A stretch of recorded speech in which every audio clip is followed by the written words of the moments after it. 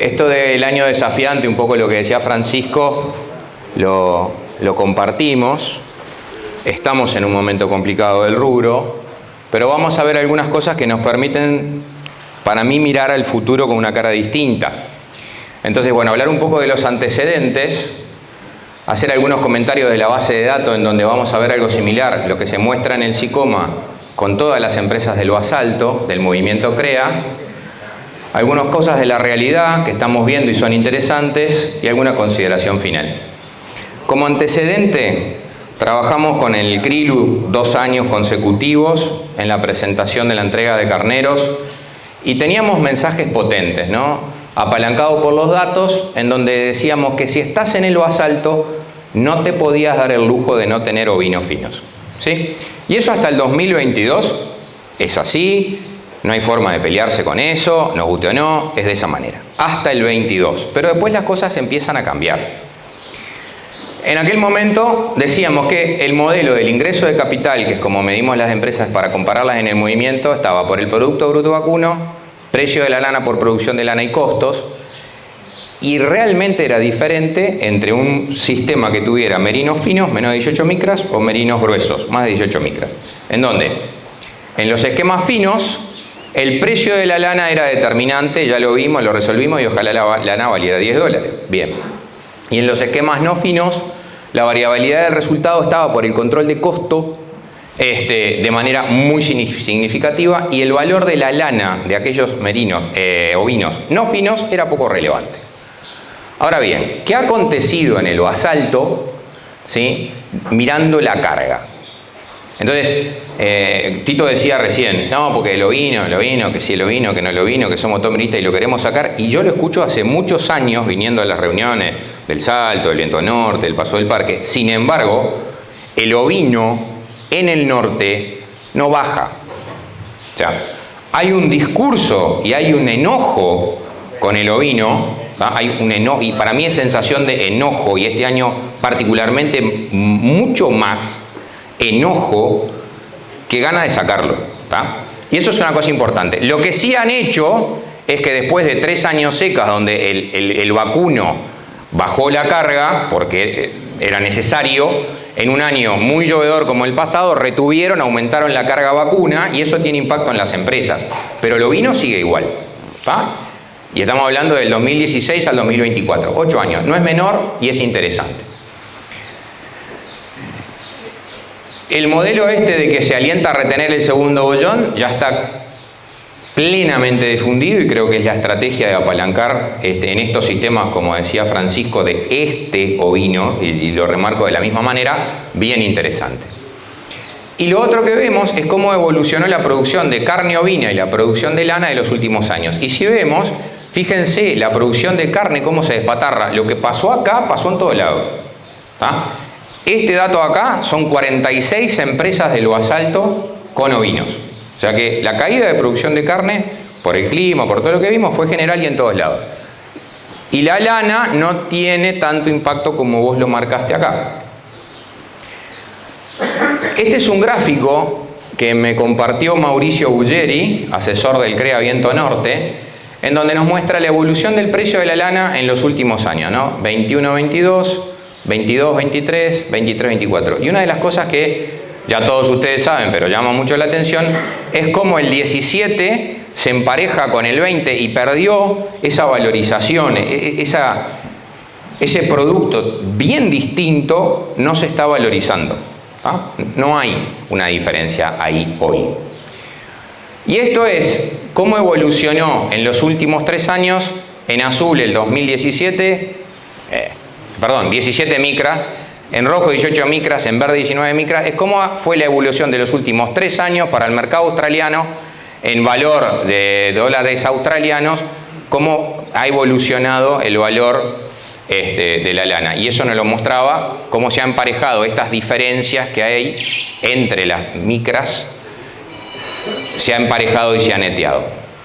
Ahora bien, una cosa interesante para mí, cuando vemos la evolución en un año en dólares americanos del indicador del mercado del este, y esto se transfiere de alguna manera acá, y tienen que descubrir ustedes el cómo, yo no soy especialista en eso, y pasa lo mismo en la agricultura, se ha vuelto un mercado muy volátil y con ventanas de oportunidad. Y en la lana pasa lo mismo. Fíjense, tuvimos un pico acá, tuvimos otro pico acá. ¿Lo captaste? ¿Sí o no? ¿Hiciste buen negocio? ¿Te cerró?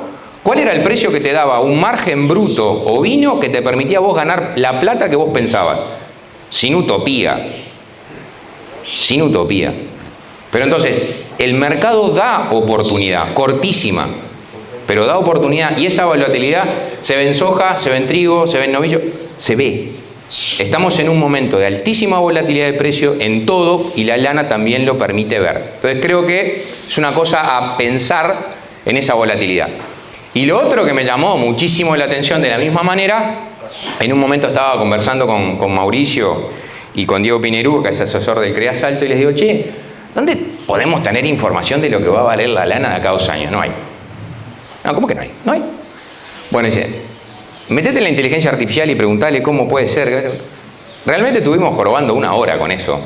Pero para poder concluir de que cuando vos querés averiguar cuánto va a valer la lana dentro de 1 año, no hay nadie que te diga y que se juegue más o menos podría valer esto. Vos le preguntás de cuánto va a valer el novillo, tanta plata.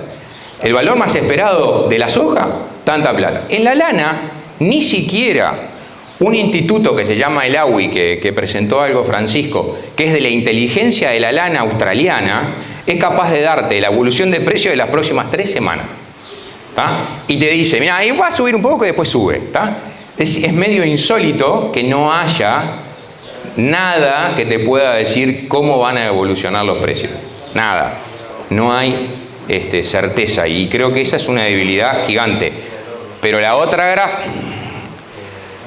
gráfica lo que sí nos muestra que hay puntos que pueden ser de captura. Capaz que no son los que nos gustan. Ok.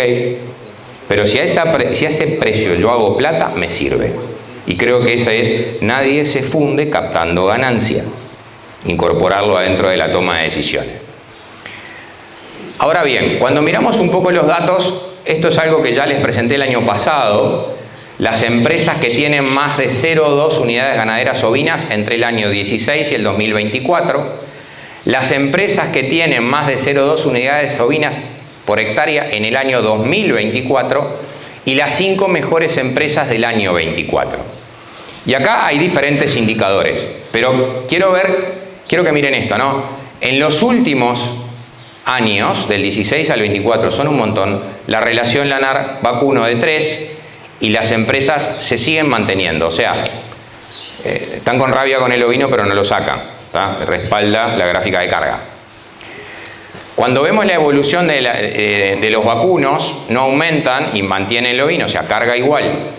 Sí vemos que hay una mejora este año que pasó con respecto a los últimos 8 en la cantidad de kilos de carne por hectárea vacuna que se producen. ¿Sí? Están siendo mejores ganaderos, producto del año, producto del sistema, no me animo a decirlo, pero hay una mejora.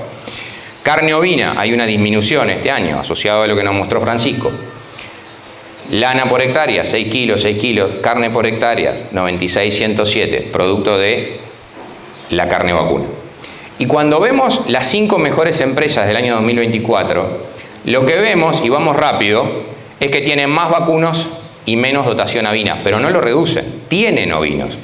Tienen menos ovinos que estos sistemas, porque tienen 1,61 de relación lanar-vacuno. Producen más carne vacuna, producen cerca de la mitad del ovino, producen cerca de algo más de la lana. Entonces, un poco lo que hablábamos es, y este es un dato para adelante si lo vemos a nivel de Producto Bruto pasa similar, o sea, fíjense los productos brutos vacunos similares, esto tiene más Producto Bruto, en el Producto Bruto ovino componen lo mismo, pero a nivel de costos estas empresas realmente tienen una dinámica del manejo del costo distinto. ¿Ya?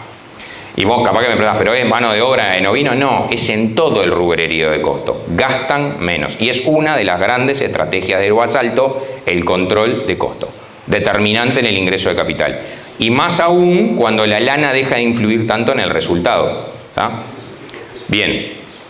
Lo otro que vemos es el Producto Bruto en dólares por unidad vacuna y por unidad ovina. Acá la época que Tito siempre nos dice, ¿no? O sea, el Producto Bruto ovino superior al vacuno. Acá, este año que pasó lo empata y las empresas tienen mejores resultados del vacuno, porque hacen una muy buena ganadería vacuna, son muy buenos en el vacuno. Fíjense al nivel de los precios, ¿sí? Estas empresas a nivel del vacuno tienen menos precio implícito, dólares por kilo vacuno que acá. Fíjense el resultado del ovino, ¿sí? En dólares por kilo, hay una diferencia muy marcada, ¿sí? Muy marcada. Básicamente hay empresas que tienen producción de carne negativa, mucho problema de mortandad, sobre todo básicamente cuando lo hablamos y lo compartimos en la mesa de asesores, es la gente que está intentando hacer la transición de un ideal, por ponerle un nombre, a un merino australiano. Esa gente se aporrió bastante el año que pasó, ¿sí? Con la mejor intención, pero se distrajo y el merino australiano claramente no da oportunidad a distraerse, ¿sí? Y eso les costó caro. Entonces, se diferencian estos cambios de Producto Bruto por unidad ganadera, tanto ovina como vacuna. Hay un trabajo intenso sobre los costos y diferencias fuertes en los precios de kilo de carne vacuna. Y una acotación: el sistema de producción que tiene el SICOMA de recría invernada, si uno lo analiza en los últimos 3 años, es el peor sistema vacuno acompañante de los ovinos. Si vemos a los resultados y la evolución de margen bruto en la región del basalto, hoy los esquemas criadores son los que están colocando mejores márgenes y son mejores acompañantes. Habrá que estudiarlo, habrá que mirarlo, pero eso sí está pasando. Entonces, comentábamos con los asesores acá del norte, ¿qué frases hay relevadas? Entonces sacamos 2 ideas. Por la negativa, se venía apostando el ovino, pero hoy la sensación es compleja. Después de un año difícil para lanar, el sentimiento va en su contra y va creciendo. Es enojo.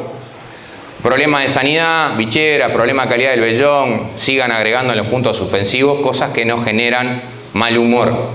Problemas de productividad y mortandades elevadas. Y pinta otro año difícil, porque climáticamente hasta ahora viene siendo una primavera espectacular, pero si esto sigue, volvemos a tener, con el aprendizaje del año anterior, capaz que nos va mejor, pero va a ser un año complicado también. Y no es lo mismo la lana 8 que la lana 550. La lana 550 no. Y algunas frases por la positiva es que aquella gente que cuenta con este tipo de ovino, como nos decía Francisco, hay una inversión en plata y en tiempo altísima, que sacrificarla, desde mi punto de vista, es un error gigante. Dice, como todo negocio, ¿sí?, no es una mirada de una foto puntual, no debe ser una foto puntual. Es el promedio de los resultados en donde hay buenos y hay malos. Y en el promedio de esos resultados, cuando uno analiza los esquemas que tienen ovino, les va bien y les va mejor que al resto. Ahora lo vamos a ver. Entonces, la pregunta es, si yo voy a estar en el negocio los próximos 10 años, deja de patear con el clavo y prepárate para las oportunidades cuando vengan. Cambio del negocio. ¿Es un ciclo o un cambio de paradigma? Cuando vos lees y conversás, te dicen, no, porque la pandemia cambió el hábito de la vestimenta. No lo sé, hay que verlo. Tuvimos años excelentes de gran aporte y esperamos que vuelva. Mientras tanto, habría que hacer ajustes. ¿Cuáles son? Achicar lo que se pueda el rubro ovino, pero reteniendo el núcleo fino, dimensionado en la majada, a que el año que cambia rápidamente puedo accionar. No pasar a 0,05 unidades a media oveja. No te vayas de 3 a media. Andate de 3 a 1,5, a 1,8. Y bien dimensionado, bien instructorado, separar por OSDA, clasificar, avanzar en diámetro, hacer todo para que cuando esto se dé vuelta, capitalizarlo rápidamente. Creo que es una cosa interesante. Porque nos deja capacidad de respuesta cuando el mercado dé la vuelta. ¿Y por qué? Fíjense esto, ¿no? Datos del INAC, un poco nos los mostraba Francisco. Le exportábamos a toda la China. Listo, en el 2023, canal cortada al medio, se va para la China. Cambió el mundo, ahora nos vamos a Mercosur y otros destinos. ¿Sí? Eso hace que esto es la evolución mensual de la tonelada exportada en peso canal. Fíjense, veníamos con malos precios los últimos de los 3 años, hay un cambio acá, corta, pasa por arriba y fíjense hasta dónde se está acercando. La mejora en los precios del ovino a nivel internacional es muy fuerte. ¿Cuánto va a durar? No lo sabemos. Y fíjense las toneladas, veníamos exportando mucho menos, ¿sí? Mucho menos, y bueno, y ahora estamos levantando los niveles exportables. Fíjense la evolución de los precios. En el 2022 en naranja, en el 2023 en verde y en el 2024 azul. Veníamos muy parecido al 23, nos empezamos a despegar Y acá, semana 40, empezamos a cortar los precios que en aquel momento venían de bajada, ahora vienen de subida. Por supuesto que nadie esperaba que los precios a esta altura del año, con esta situación, la oferta iba a aparecer, tienen que bajar. Mirá los últimos 4 años, es sistemático, se da así, de septiembre a diciembre baja un 14% el precio, no importa. Bueno, no pasó. Y ahí es donde digo, bueno, las oportunidades de la diversificación que plantea el rubro son grandes. En el informe de la FAO del mes pasado plantea mejores precios inclusive para la carne ovina en el 2026. ¿Sí?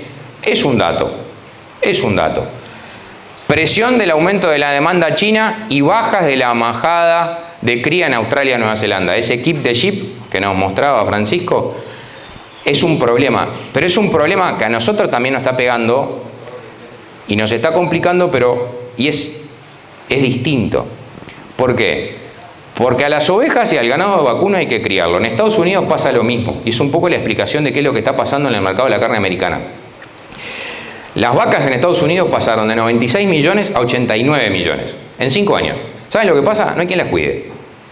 Los farmers se han puesto viejos, los hijos trabajan por telecomputación, les gusta otra cosa, tenés que importar gente, y para importar gente que sepa de vaca, o la llevás de América del Sur, pero no la conseguís en Colombia, México, no. ¿Ah? Entonces, tienen un problema. Entonces, la recomposición de los stocks, cuando empiezan a bajar en esas sociedades, no suben. Entonces, ese tipo de cosas para mí son señales claras que nosotros nos tenemos que morder el freno, pero la oportunidad está. Entonces, hablábamos el año pasado de que era un momento dificilísimo el negocio en precio. Bueno, se dio vuelta y cambió. Se cambió la carne, perfecto. Ahora bien, hay una cosa que nosotros analizamos esto, y más allá de los datos me importa marcar una sola cosa. El cuadro después queda y pregunten lo que quieran después.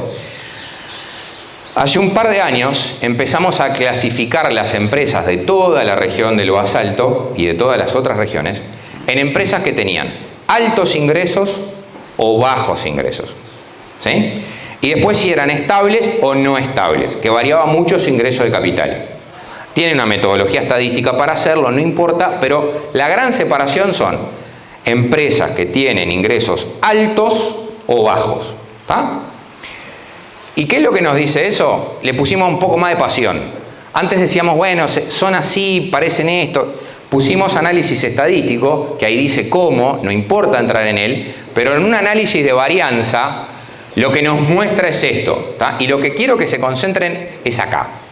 ¿Sí? El verde, lo que nos dice son las cosas en las cuales las empresas de ingresos altos son diferentes a las empresas de ingresos bajos. ¿Ah? Con certeza estadística. Producción de carne. Y nos decía Francisco hace un rato, carne y lana, y venimos con ese mensaje hace rato, pero hoy, usando estadística, claramente la potencia de estos esquemas sigue pasando por la carne. También hay temas en la cuestión de la lana. Y a alguien le va a llamar la atención este dato. Vamos a entender que estos son la recopilación de datos de los últimos 5 años de las empresas que repiten. Por eso estos precios de la lana, ¿ok? Es el promedio de los últimos 5 años. Entonces, Producto Bruto Vacuno y Producto Bruto Lana son los que los hacen distintos, ¿sí? Entonces, es por donde tienen que trabajar. No hay vuelta. Es por donde van a tener que trabajar. ¿Qué hacen en esa mirada de negocio? Si ninguno de ustedes está para vender todo, arrendar el campo e irse, ¿tá? Y piensa estar en los próximos 10 años acá, miremos lo que les pasó a las mejores 5 empresas en los últimos 5 años. Son ciclos incompletos y crías desde el punto de vista vacuno. Tienen un producto bruto de $260, costo de 119 y un ingreso de capital de 141. O sea, son bien distintas. Son las 5 mejores, ¿no? Relación lanar-vacuno 276, alto. Vacuno 0,5, ovino 0,20, alto. Y activos de $3.800, para el quien quiera ir a calcular la rentabilidad de lo que dan estas empresas. Entonces, no podemos mirar la foto en esto. Lamentablemente no podemos mirar la foto porque te ceja, te deprime y tal vez te haga tomar decisiones equivocadas. Hay que seguir muy de atrás la película que está pasando en estos momentos con el ovino. La pregunta a contestar sigue siendo la misma, ¿sí? El año pasado yo les decía, ¿yo me puedo dar el lujo de regalar el margen que el ovino fino aporta? Para mí la respuesta sigue siendo no.